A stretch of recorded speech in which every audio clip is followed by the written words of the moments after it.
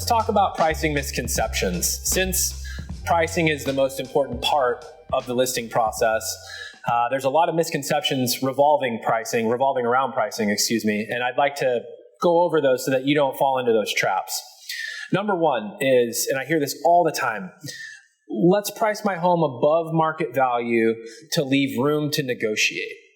And that's just the worst thing that you could possibly do. We live in a generation, I have young children, they're called the swipe generation. If you think about tablets, phones, everything is a swipe. It's a split decision.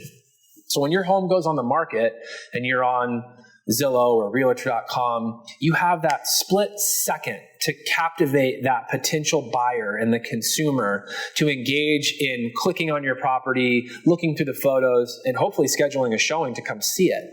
If you're priced inaccurately, they're never even going to click on the link. They're never even going to engage. So pricing above the market value to leave room to negotiate is the worst and most common trap that I see sellers fall into all the time. Number two, every single real estate website now has a home valuation tool. Now, some of them are accurate. If you live in a very cookie cutter neighborhood that has similar size and style homes that are all in a very close geographic area. But if you live in areas like the Monterey County and Monterey Peninsula that we live in, there's a very diverse spread and range of views, home sizes, lot sizes, all of that. So you got one home on one side of the street that could be worth $6 million because it's on the ocean, and a home on this side of the street could be worth $2 million because it doesn't see the ocean.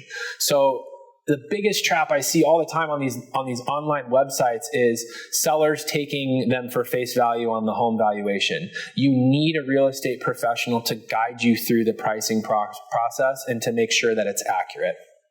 The third thing I see all the time is that people comment on what they paid for their property. Well, back in 2005, I paid this much. Unfortunately, that's irrelevant, whether good or bad. What's relevant is today's market value. There's a market value for everything: gas, gallon of milk, t-shirts, watches, shoes.